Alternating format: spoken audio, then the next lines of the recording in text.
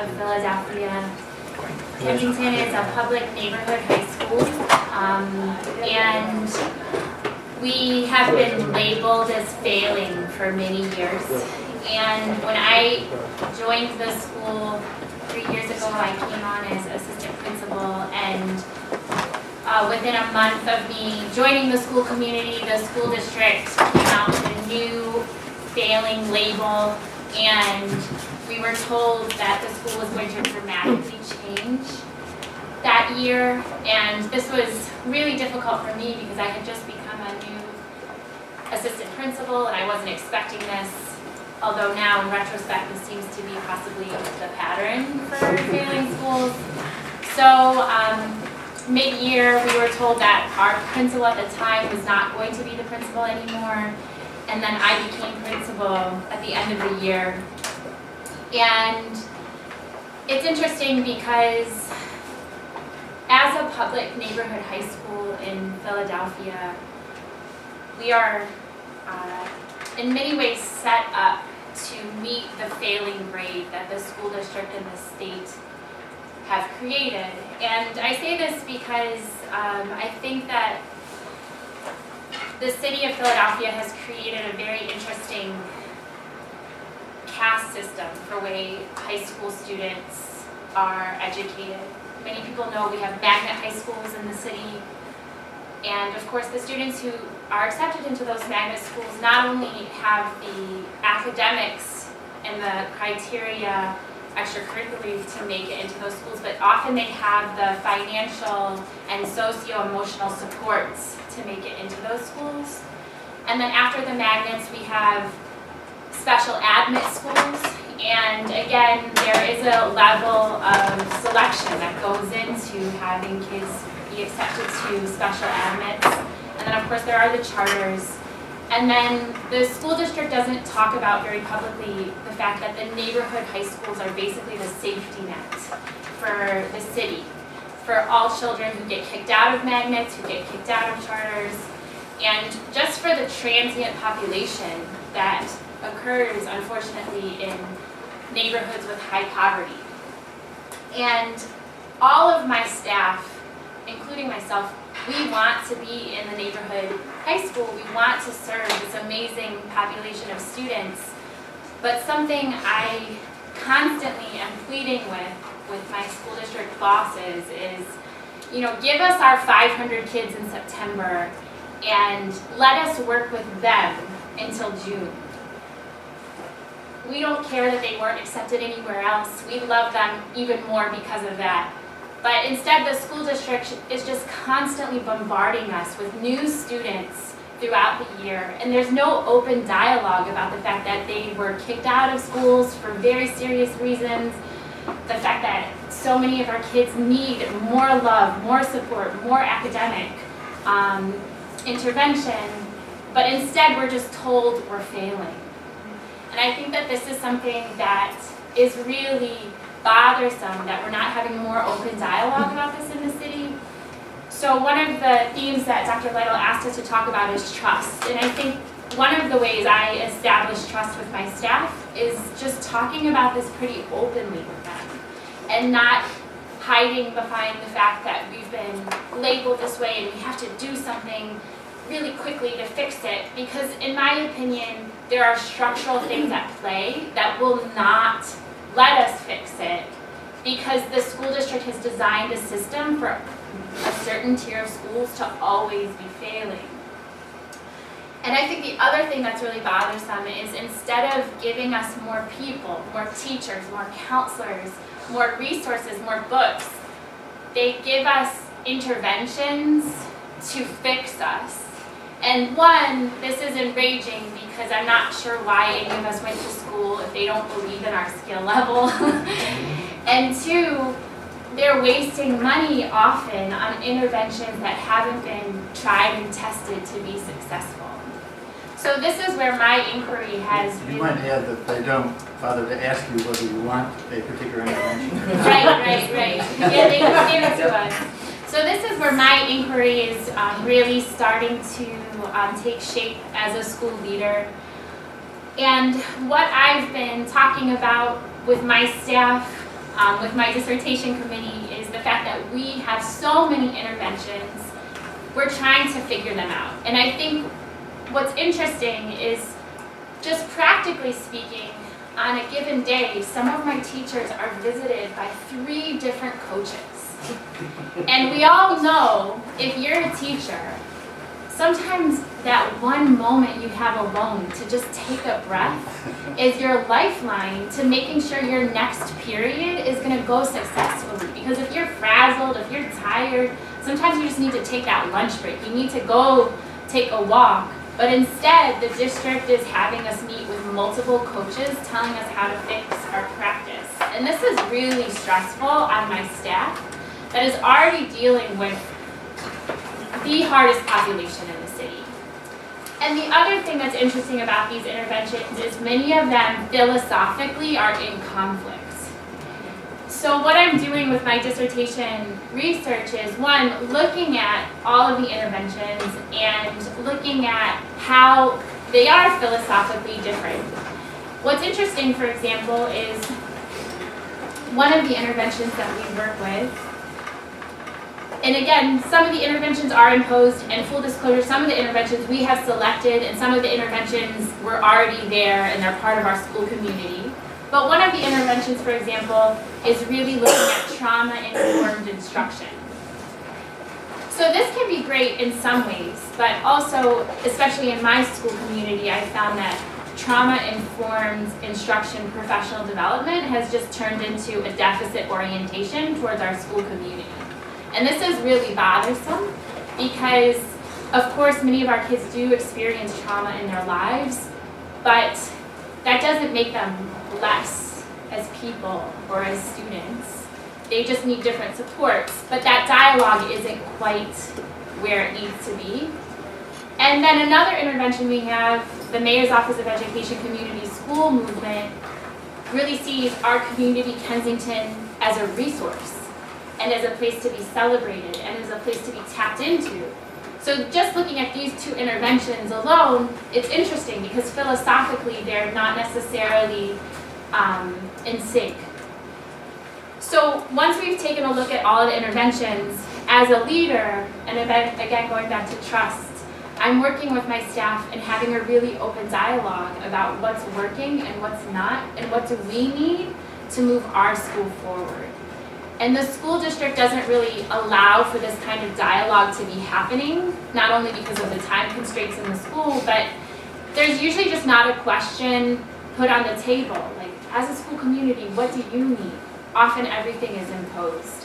So I'm really excited about this work, not only because I hope it helps our school community move forward, but I'm learning as I talk to more and more principals, this is a common phenomenon that's happening in our neighborhood high schools, that there isn't space to talk. How many coaches do you have? I have 4. How many coaches do you want? And that's the thing, some of the coaches are awesome and I love working with them, but some of them, it's just not working, and yet I'm required to meet with them. So it's a good question. Some of the principals they couldn't fire. Right, exactly. Dr. Spiller? Well, that sounds like New York City. I would say any area where you have a group of people who are living in a community that has been impoverished for generation after generation. So, yeah, thank you. So, I'm Marquita Speller. I started my career as an English teacher at a school on Staten Island. I was actually born in Harlem, raised on Staten Island. And I always tell the story, I would tell the story to my staff at Harlem, at the Harlem Children's Zone, and I tell my staff now what the work that I do on Staten Island. My mom had me young, not too young, but she was young when she had me. She was born in Harlem and wanted a very different experience for me from the one that she had. So she went to the place that she thought was the exact opposite of Harlem, Staten Island. But what we quickly learned is that when people are considered to be impoverished, when people are looked at in a certain way, the attitude and the services that they receive are the same. So the services, the schools on Staten Island that serve kids that looked like me were the same way as the schools in Harlem. But that's a separate conversation because someone decided that I was gifted early on. And so that put me on a different trajectory as I was a school student, I lived in one neighborhood but saw things very differently as a student. And so that led me to want to teach. Some people went into teaching because it was an alternative to law school or medical. I wanted to teach, and I specifically wanted to teach in communities where kids looked like me. So when I started working on Staten Island, I saw that those disparities were magnified no matter what. And I wanted to go to a place like Harlem. Working at the Harlem Children's Zone, I started there as an assistant principal, then became the principal of the high school. Brief time out. Tell us what the Harlem Children's Oh, Zone is. sorry, but so the Harlem, I'm speaking as though everyone knows this. You don't. So the Harlem Children's Zone is a multi-service organization. It started mostly as a community-based organization to work with students and families in the community, but the charter school started about 12 years ago. And when I started at the Harlem Children's Zone, most people know it as, or they think that it's a charter school, but the charter school is just one of 25 different programs that the Harlem Children's Zone runs. So my job at the Harlem Children's Zone was first as an assistant principal. And at that time, the students who were in high school had been at the zone since they were in 6th grade. And I came in when they were freshmen in high school. The principal at the time left for undisclosed reasons, and I took over as the principal. I took over as the, conference. I took over as the principal in the middle of their 9th grade year. So had to develop trust, not just with the students, but also with the staff, because people don't necessarily know the story about why the person left. So that of course required building trust. But as we were building trust and also building a high school, we realized that the nation was really watching everything that was happening. So the person who's the president of the Harlem Children's Zone, Jeffrey Canada, people know him and people watch him. And at the time, Obama was looking at the Harlem Children's Zone and saying, this is what the nation should do, right? So there was a lot of pressure on our team.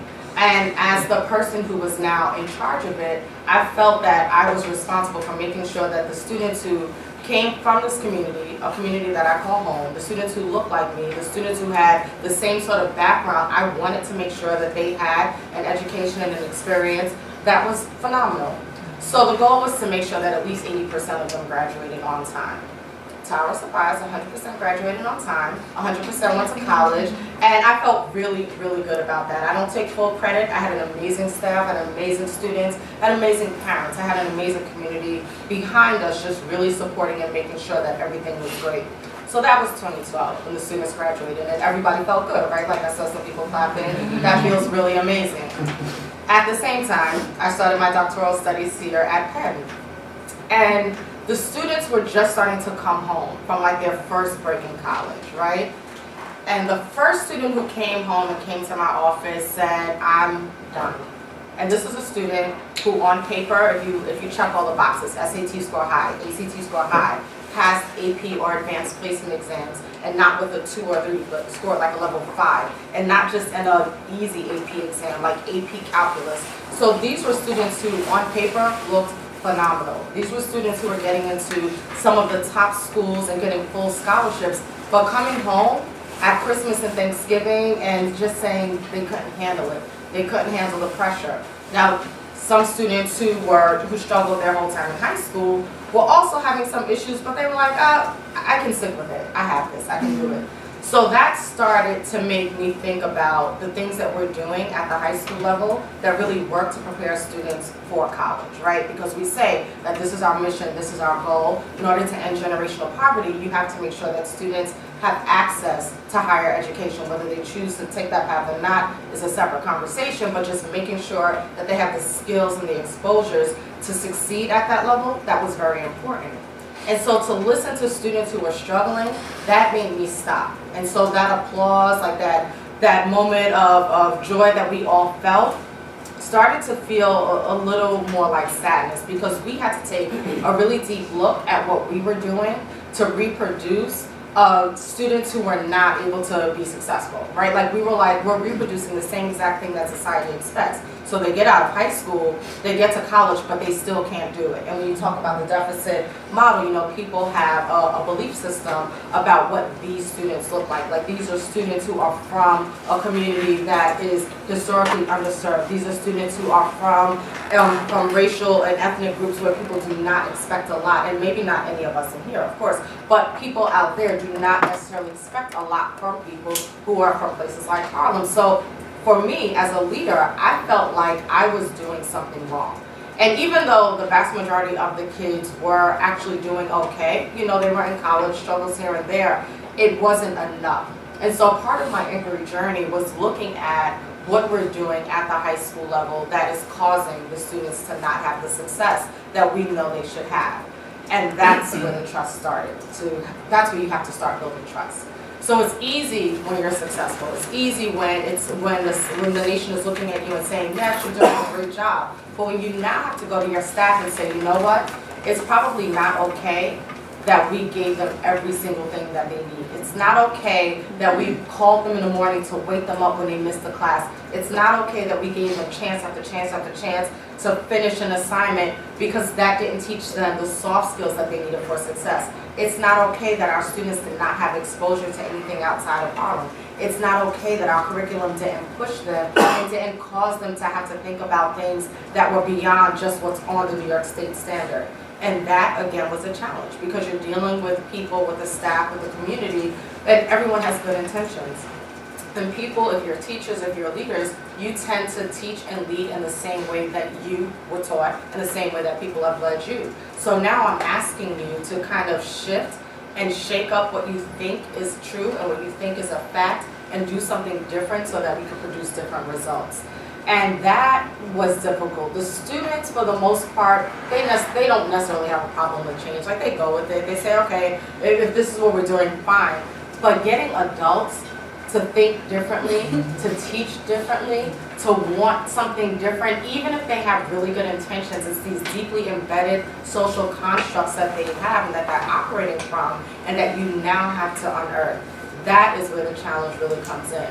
So for the past, I would say 4 or 5 years, we really worked to reimagine that high school experience. And at this time, now the Harlem Children's Zone now has 2 schools, 2 charter schools running at the same time.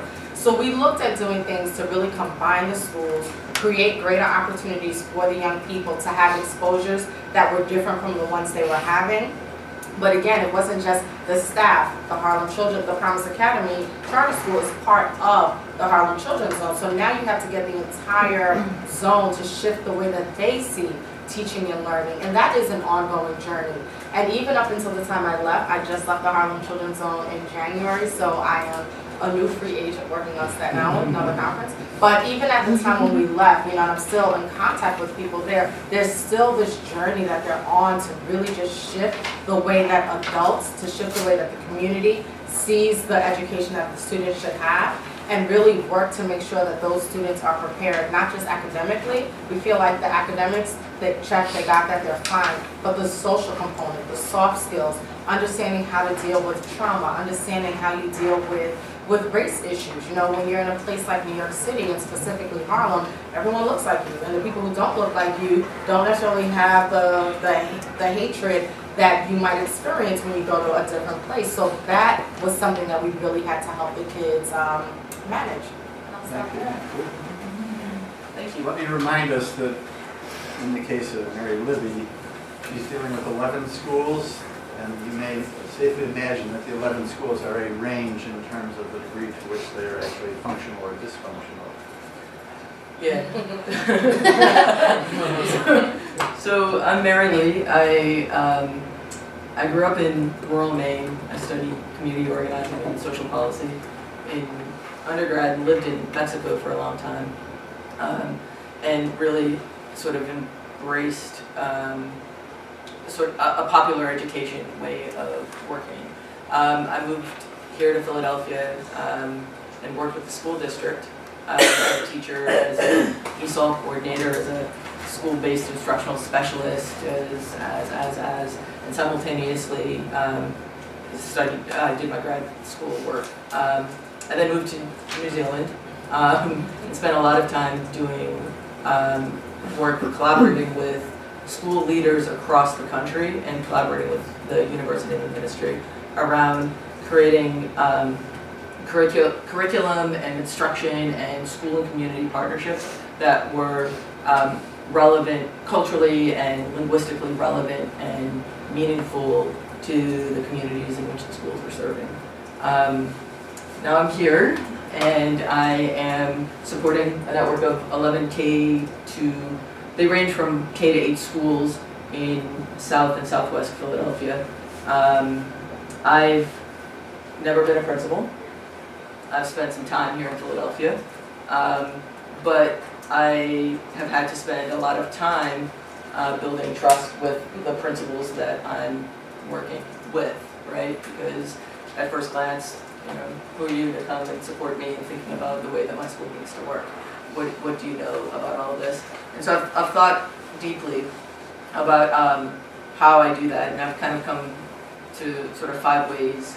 One is by embracing a strengths-based approach that values collaboration, but does not demand consensus. And I think that's really, really, really important. So the district would want me to come down and say, okay, this is our policy, this is our new initiative, this is how you have to do it, this is when you're going to do it, this is how we're going to evaluate you. Rather, I talk with principals and I said, hey, guess what? This is the new initiative, this is what they want from you, this is what. How does this work in your school community? How does this work with your school? Does it work at all? How do we incorporate it? How do we disrupt it? How do we? So instead of being an enforcer of the various initiatives and interventions and all of that, really thinking deeply with the school around how to either meaningfully incorporate it or subversively discard it.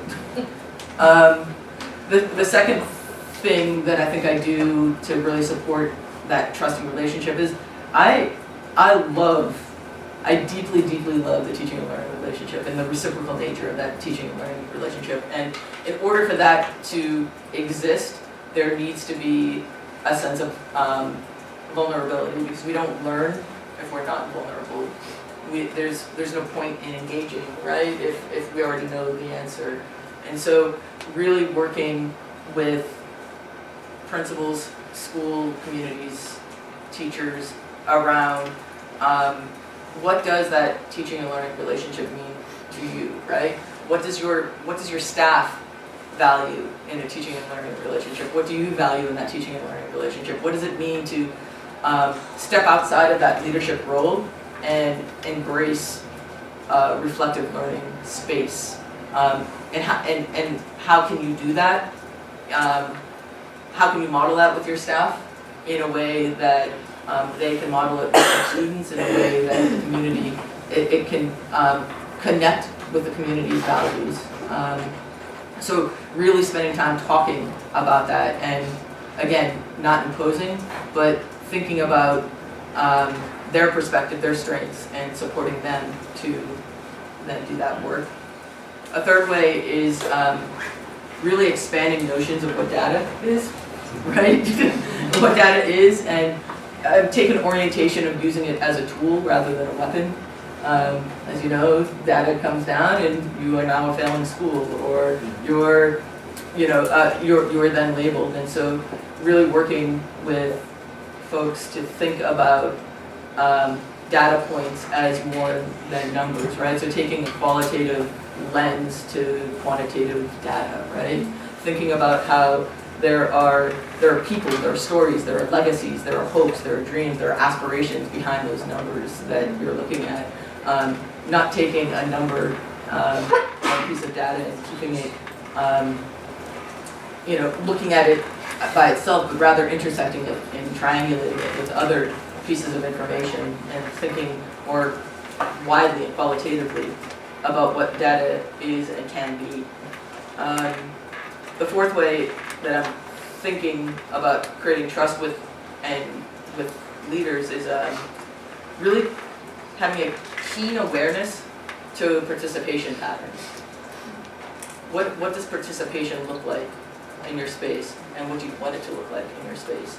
So whether I'm doing an instructional round and saying, hey, you know what, I noticed that there was one boy whose desk was facing the wall when the rest of the children were sitting on the carpet. What does that mean? What's going on there? What does that mean? Why is that happening? So asking those questions rather than saying, yo, there was one boy, you need to fix that, you need to talk to that teacher, and you need to make sure that that boy is sitting at the carpet with the rest of the class. Really thinking about what is participation, why is participation happening, who is engaged, who's defining participation, who's defining what that, you know, who's defining what valid participation is and what valid engagement is. So having deep conversations about that. And then finally, really simply making the strange familiar and the familiar strange, right? That's what we do. So if that means, and the strange can be within your own context, and the strange can be outside of your context. So that could be, you know, having cross visitations in schools, going to schools in completely foreign lands. That could be. That could be taking 11 principals in your network on a bus trip to a very successful suburban elementary school. That could be, yes.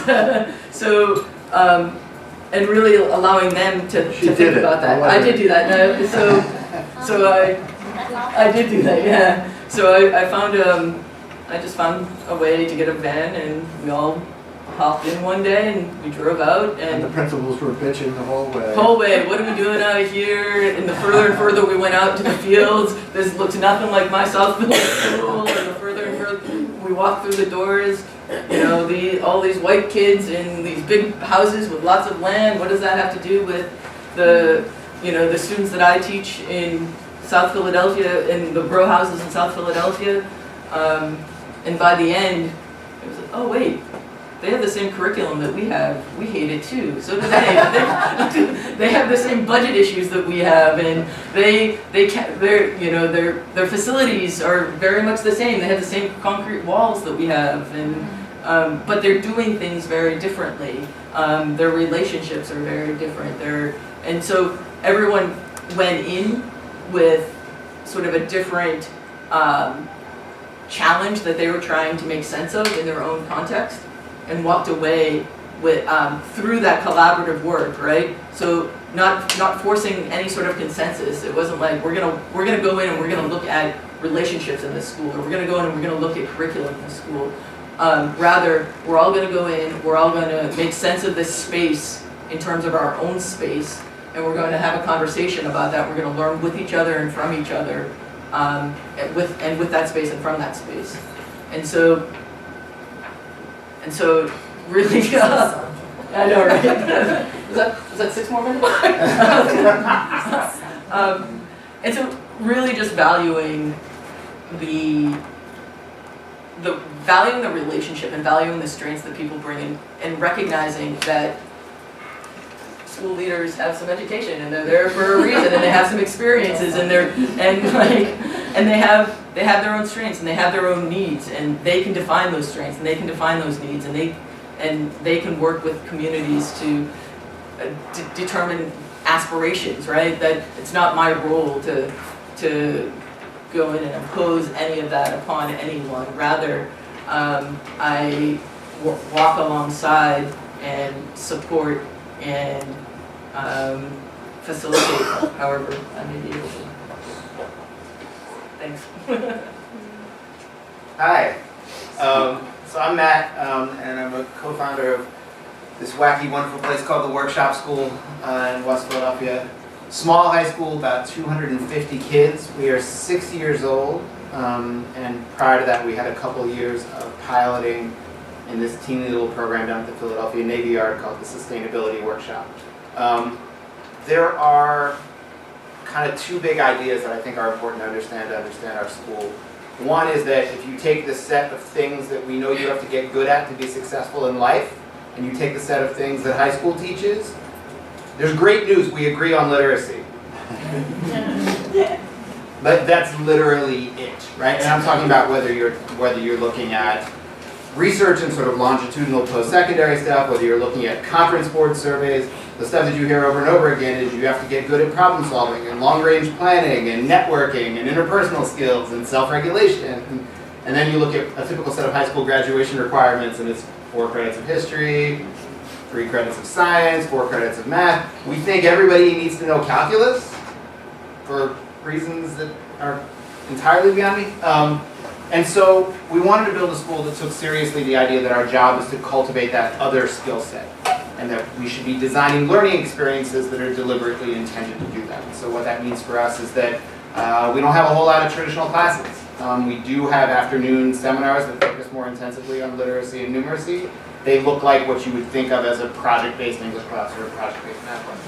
But most of our school day is spent in these small 20 to 25 student groups called advisories that work on interdisciplinary problems. So if you're a teacher in our school, you're spending 4 hours a day with that group of kids, and in one quarter you might be doing a robotics project, and the next quarter you're organizing community activism around the school-to-prison pipeline.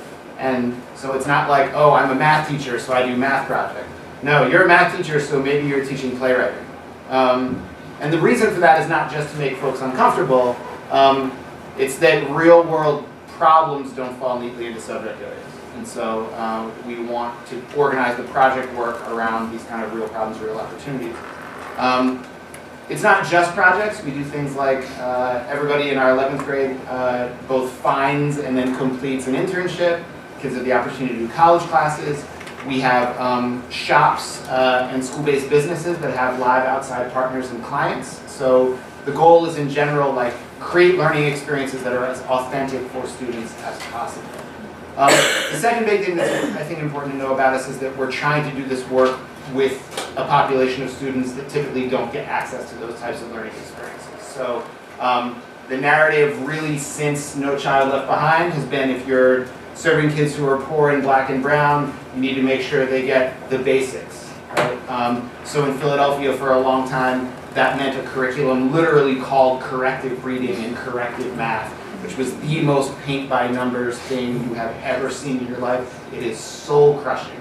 It not only makes deficit assumptions about kids, it makes deficit assumptions about teachers. But you have to follow this recipe, and that's what teaching is, right?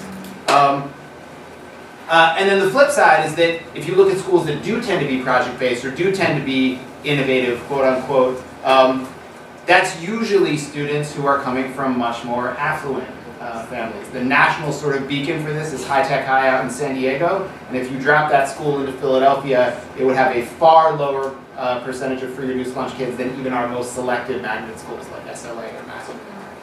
So, and the conceit on that side of things is that if you just run really cool, engaging projects, like all that stuff that goes along with poverty just kind of magically disappears, which is also nonsense, right? And so what we're trying to do is figure out, what does it really look like to engage in this practice with a population of students that does face the kinds of social, racial, economic disadvantages that I think we all kind of wrestle with. I want to loop back to a point that Nimet made because I think it's really important. We are a non-selective citywide admission school. What that means is that there are no criteria to get into us.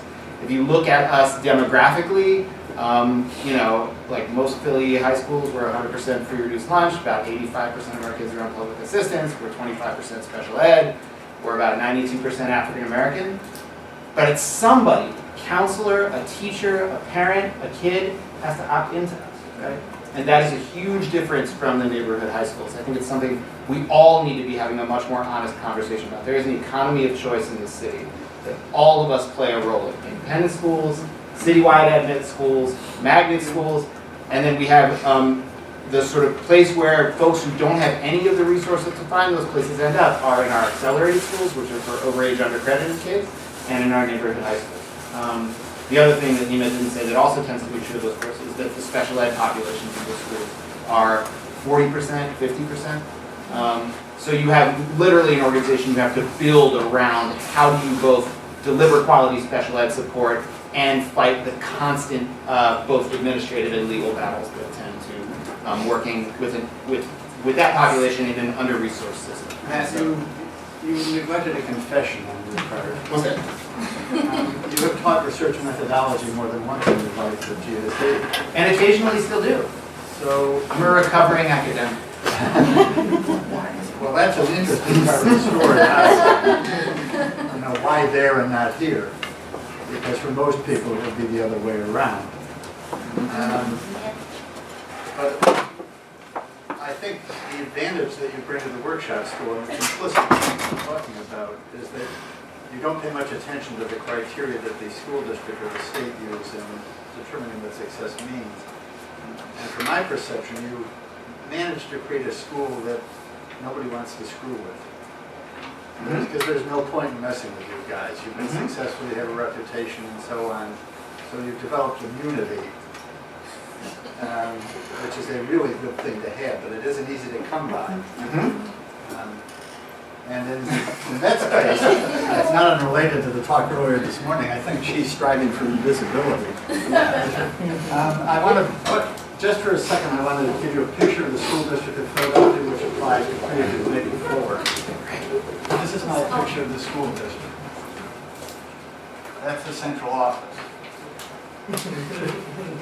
This is that's where Mary works in one of the, how many networks are there now? 14?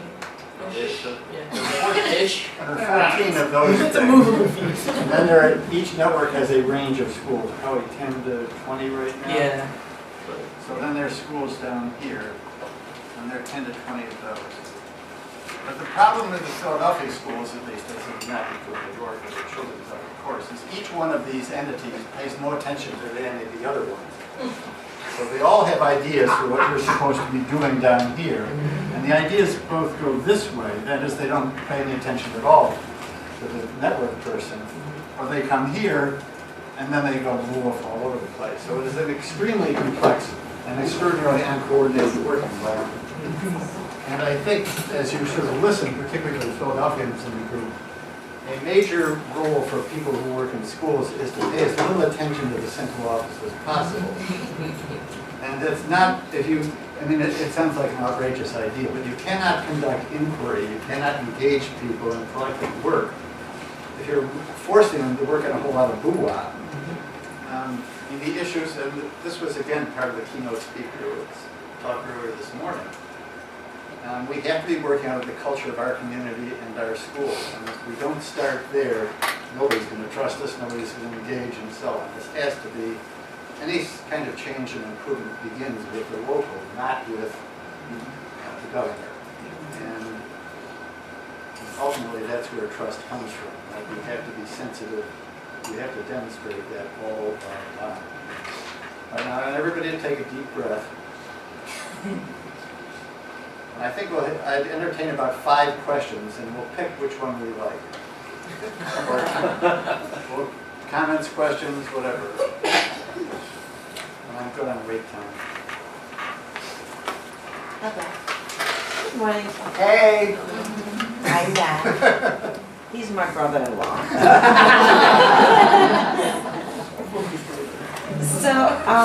So I teach in Philadelphia, not the school district. I'm at the charter. And Afrocentric, and so we're teaching from culture, right? I spoke about this morning. But what I'd like to know is, and I absolutely agree with you, that we actually need to teach students responsibility and teach them how to recover after failure. Because as a parent of a newly minted freshman in college, she's the second one. The first one didn't have that issue. Learning organization and how to actually fail and still be okay. How do we do that with the lens that we have in Philadelphia dealing with keystone testing, and everybody needs to pass so that your school doors don't close, and if we don't pass that, we have to pass on something else, which means attrition, or matriculation in this case for our kids. So if they have the numbers that they've actually graduated, this keystone thing doesn't look as bad, and so it balances out the school. How do we do that and still successfully teach children how to fail? All right, now let's hold that question. We got it. You got it. I got it. Okay, others? We have all the answers. I have a question. I'm Edward Epstein. I'm a doctoral student here at Penn GSE, and I also run a teacher professional development program called the Teachers Institute of Philadelphia.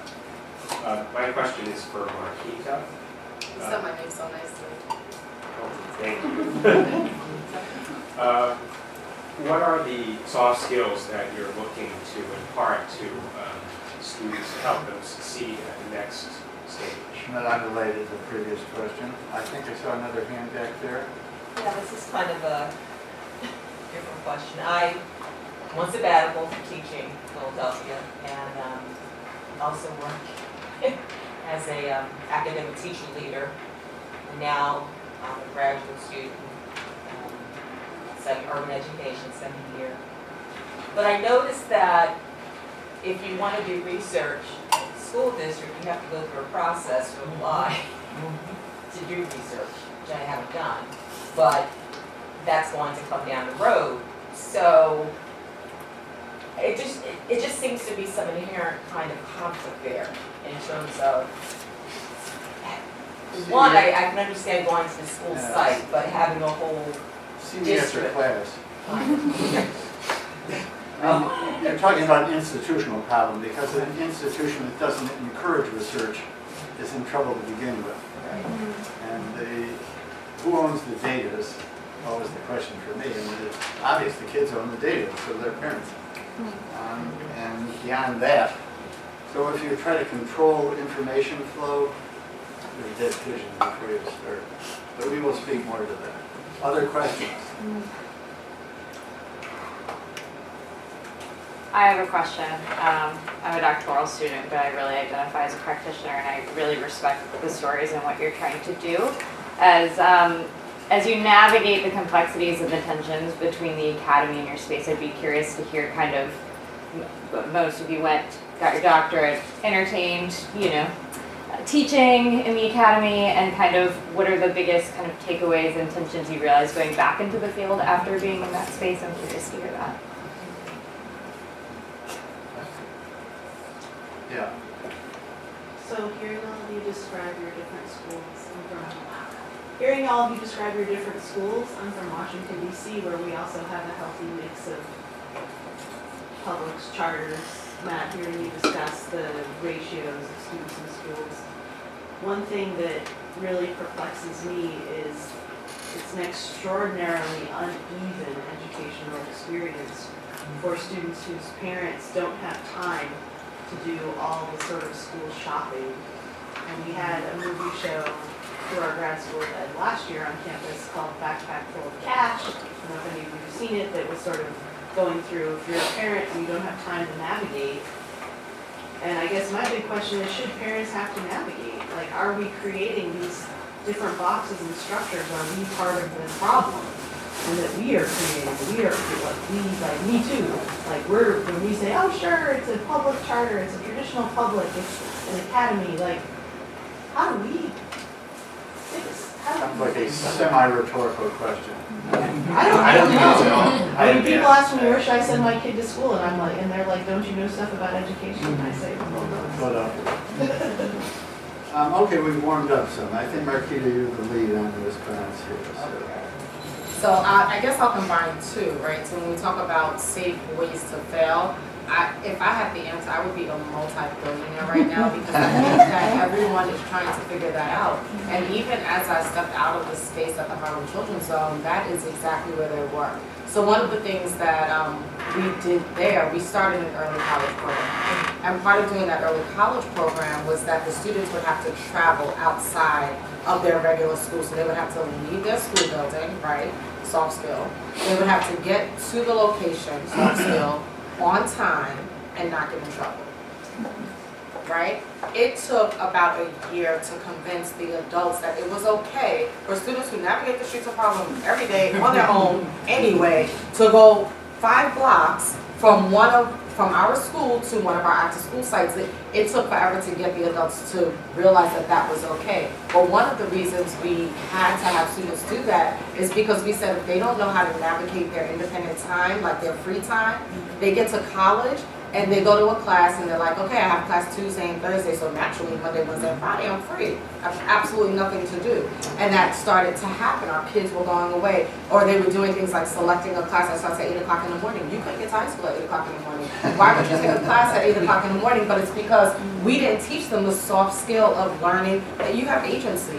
right? Like, you have choice, you have a voice. We were giving them the voice, telling them what to say. So we started experimenting with things like that, and we failed in some ways. I mean, we had a group of students who purchased some drugs on the way to their site and threw it out before they got there, but still stench of it, so they got in trouble. But that's part of growing, and that's part of learning, and that's part of saying, you know what, you made a mistake, here's a consequence, you learn, and you develop, and you grow. But we still haven't figured out the ways to say, okay, you failed that math test, right? So what's your safety net? Because kids from a community like that don't necessarily have that, you don't have that room to just fail and fail, because then you're talking about self-esteem. You're talking about if you fail this one math test, now you're behind an entire year and you have to wait. Like, we don't necessarily have that room. So we're still trying to figure out how you balance that. How do you say, okay, you know what, if you come to school late, I'm not going to call you. But if you come to school late every day, now you fail that first period of class, which now means that you don't get that high school credit, which now means you can't graduate on time. It's Marquita, I think another piece of what you learned in listening to this, I believe, is what it's like to be black in a majority white institution, Oh, which yeah. is an experience that the kids simply have never had. I mean, they got called the N-word for the first time, and not in the, you know, the quote-unquote friendly way that they might refer to each other, like not in that sense at all. So they had that experience for the first time. They had their first experience with dealing with structural racism in a way that I knew existed in New York City, but they saw it differently when they got to college. They were like, wait, what is this Confederate flag thing? Like, people really hang that outside their door. So having that experience was new. Having the experience of even meeting people who looked like them but came from a different socioeconomic background was something that was new and different for all of our students.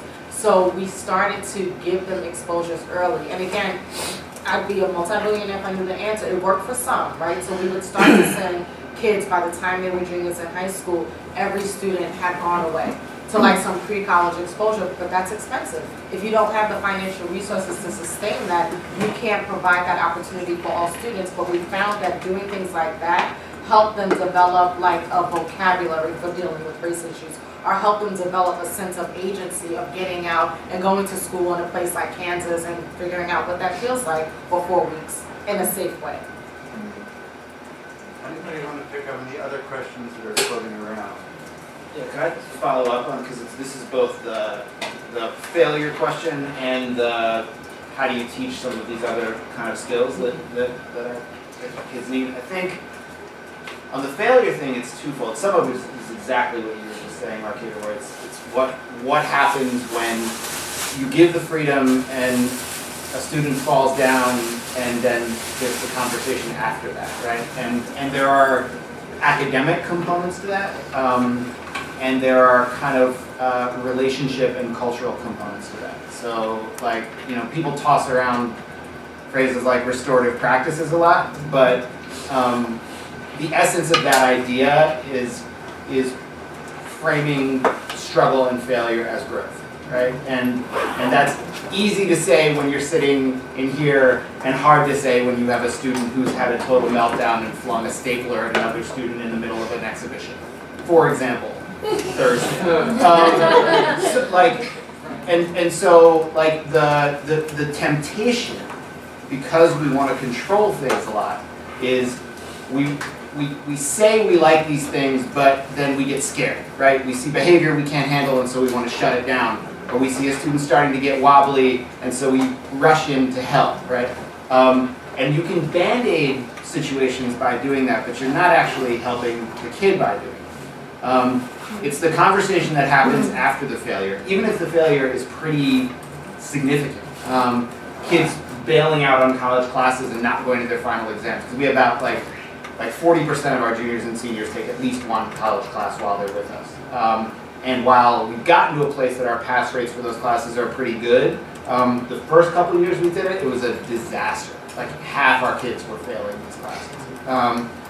It's the conversation that happens after the failure that's important. And then the one other thing that I would say there is the adults can't be afraid of the failure, right? So, like the Keystone thing is real, but it's not as real as we make it. Like, it's really hard to close a school. So understand that, like, all right, I got several cracks at this thing before they could actually shut me down. In the meantime, I'm going to try and do it the right way on my terms and establish a narrative that's more meaningful, right? Like, our Keystone results are trash. Our kids start bad and they don't get better, right? And it's because we don't do any test prep. It's because we don't think it's smart to emphasize algebra when your kids are coming to you lacking simple multiplicative reasoning and they don't know anything about statistics.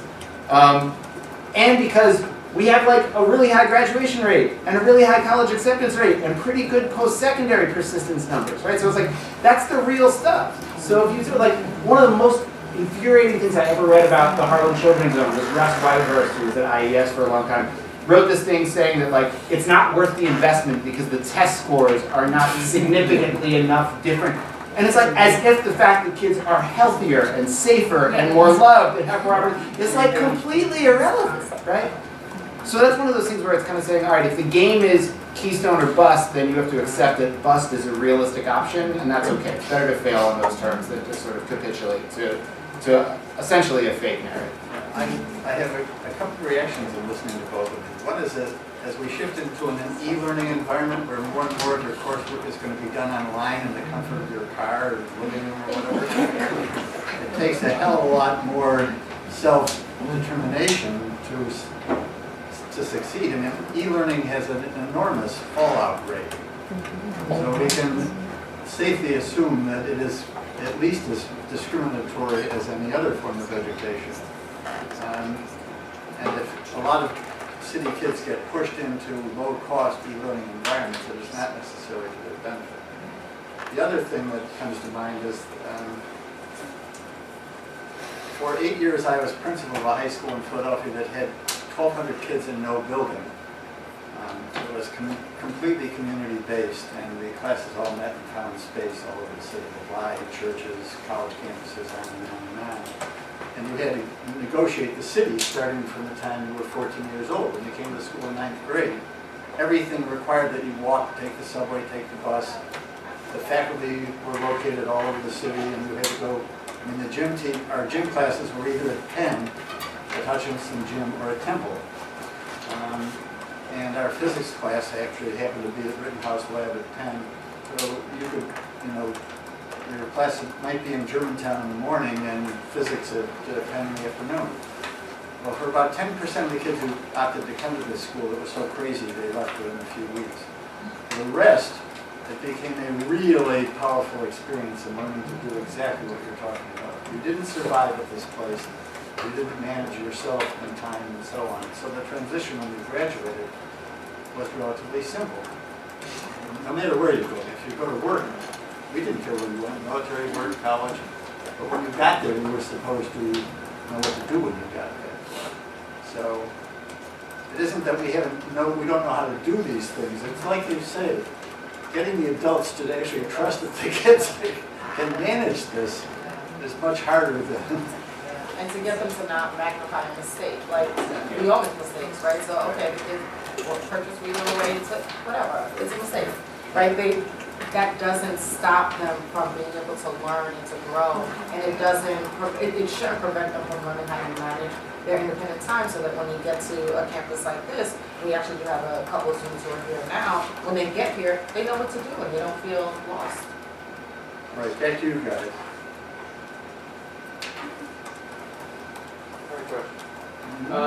So trust, building trust has been a common theme throughout.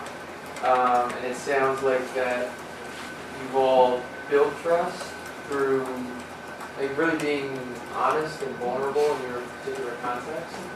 And so since that's such a dominant theme, I just want to ask, like, why do you think building trust is so essential in all of your leadership positions?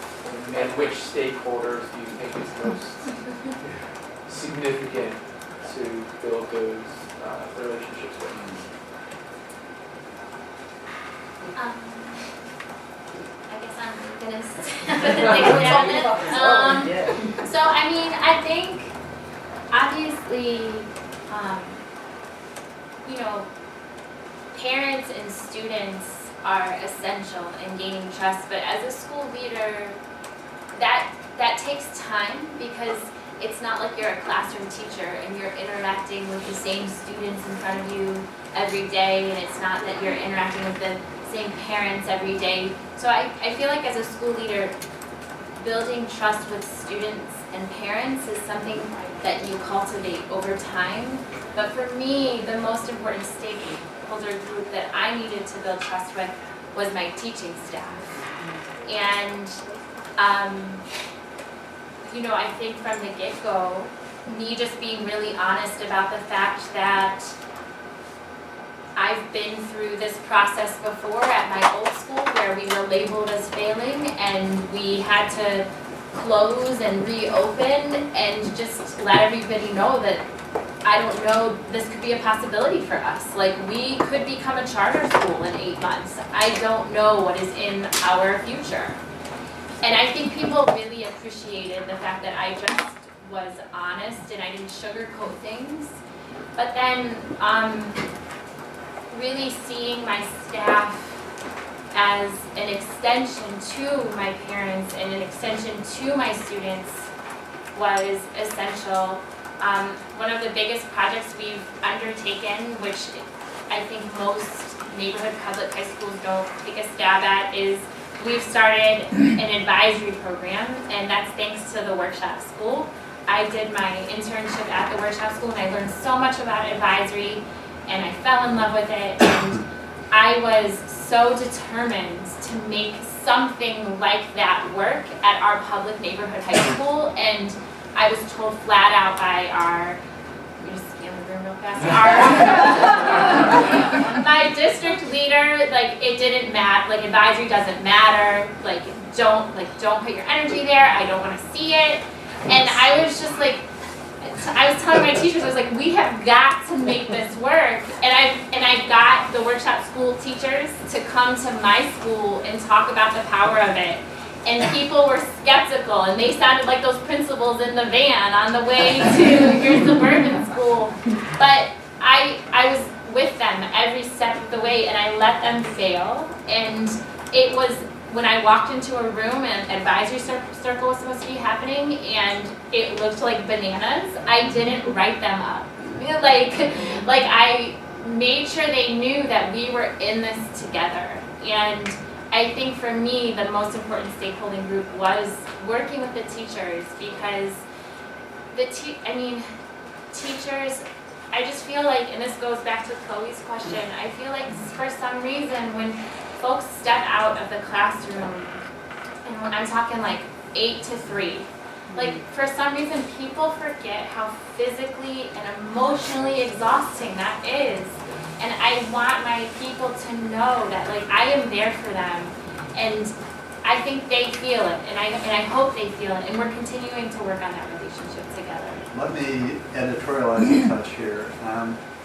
The first thing about relational trust is that Tony Brake's research suggests that it is the single most important variable in terms of leading effective urban schools. So if you don't have principals in schools whom the faculty, the parents, and the kids trust, you can forget it.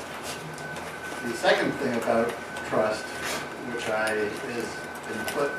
don't know this, but I know this, is that your reputation precedes you. I don't know where you go.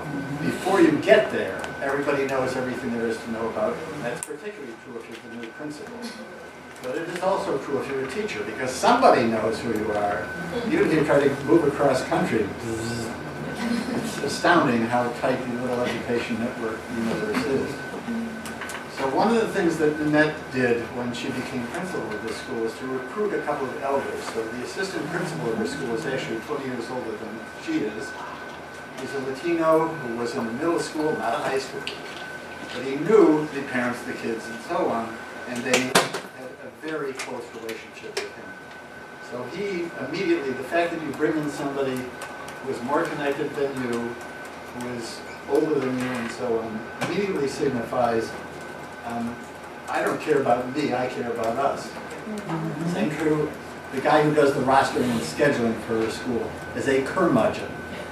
He's 60 years old, he is unapproachable, he hides in his little office and on. But he knows his shit inside out. And And he'd run, so whatever you need to organize, whenever you need to do it, and if a new kid shows up, bingo, he gets attended to, he's got a roster immediately and everybody knows what's happening and on and on and on. So those things matter a great deal in terms of how you manage trust. I need a shift. You didn't get a good answer yet.